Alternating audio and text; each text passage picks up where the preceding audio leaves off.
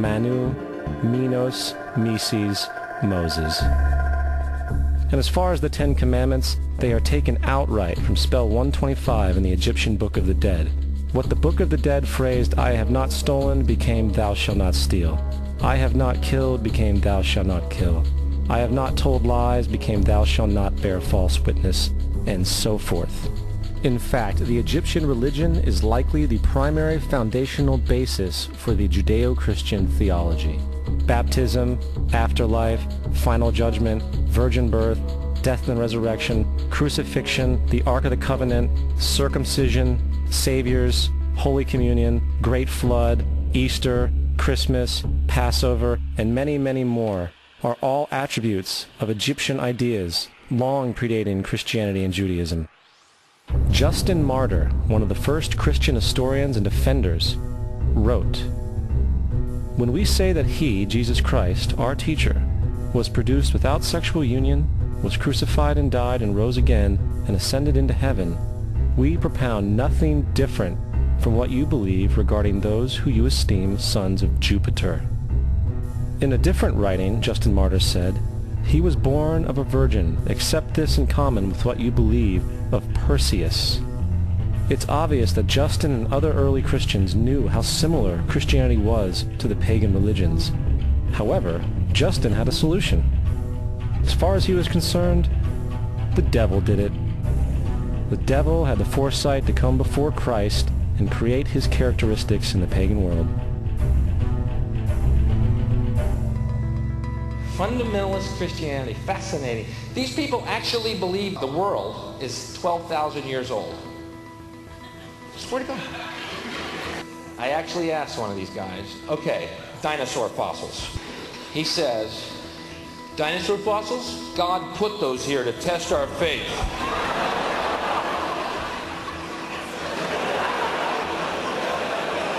I think God put you here to test my faith, dude.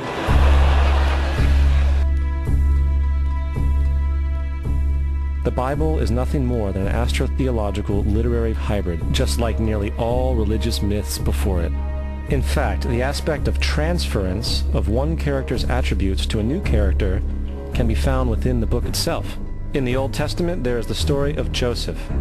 Joseph was a prototype for Jesus. Joseph was born of a miracle birth. Jesus was born of a miracle birth. Joseph was of 12 brothers. Jesus had 12 disciples. Joseph was sold for 20 pieces of silver. Jesus was sold for 30 pieces of silver. Brother Judah suggests the sale of Joseph. Disciple Judas suggests the sale of Jesus.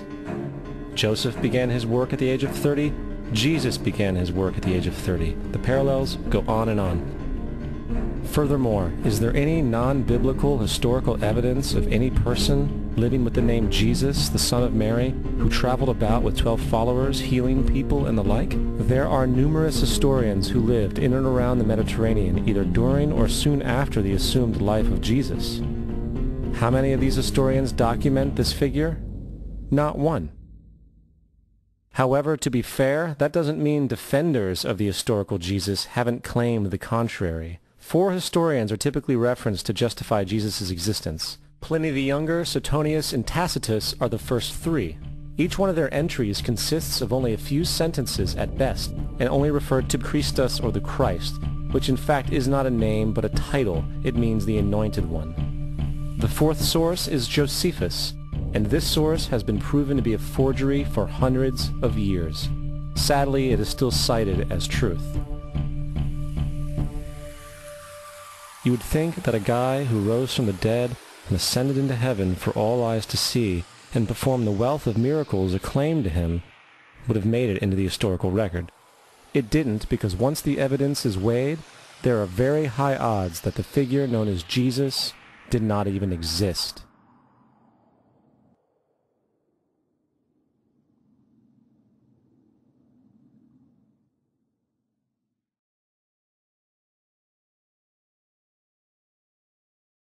We don't want to be unkind, but we want to be factual.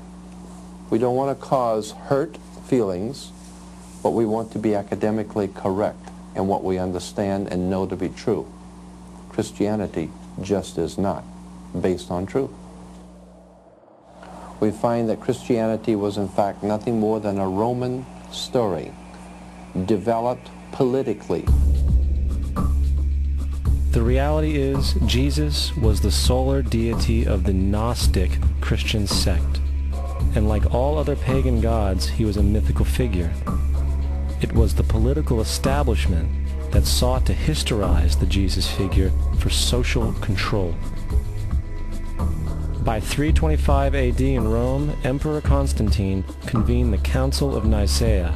It was during this meeting that the politically motivated Christian doctrines were established, and thus began a long history of Christian bloodshed and spiritual fraud. And for the next 1600 years, the Vatican maintained a political stranglehold on all of Europe, leading to such joyous periods as the Dark Ages, along with enlightening events such as the Crusades and the Inquisition.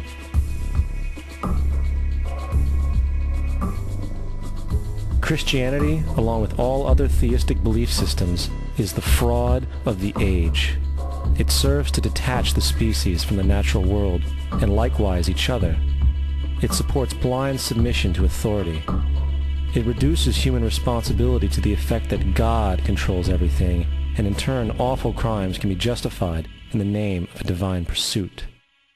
And most importantly, it empowers those who know the truth, but use the myth to manipulate and control societies.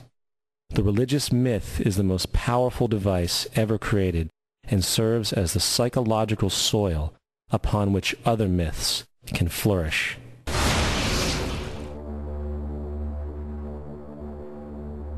A myth is an idea that, while widely believed, is false.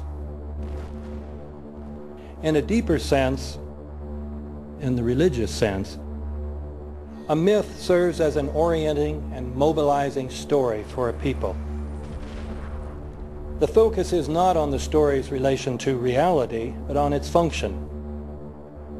A story cannot function unless it is believed to be true in the community or the nation. It is not a matter of debate. If some people have the bad taste to raise the question of the truth of the sacred story, the keepers of the faith do not enter into debate with them. They ignore them or denounce them as blasphemers. It is wrong, blasphemous, and sinful for you to suggest, imply, or help other people come to the conclusion that the U.S. government killed 3,000 of its own citizens.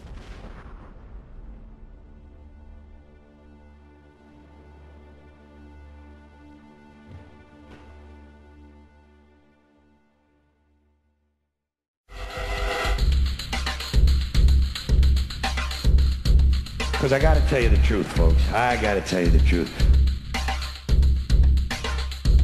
When it comes to bullshit, big time, major league bullshit, you have to stand in awe of the all-time champion of false promises and exaggerated claims, religion.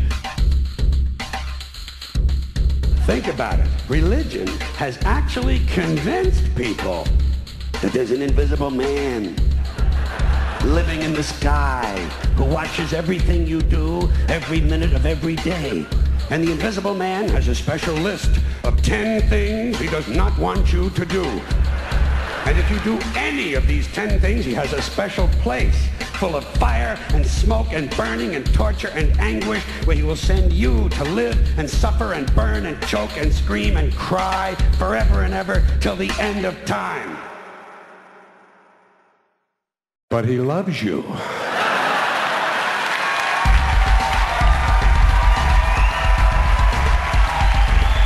loves you. He loves you and he needs money. He always needs money. He's all powerful, all perfect, all knowing, and all wise. Somehow just can't handle money. Religion takes in billions of dollars, they pay no taxes, and they always need a little more. Now, you talk about a good bullshit story. Holy shit.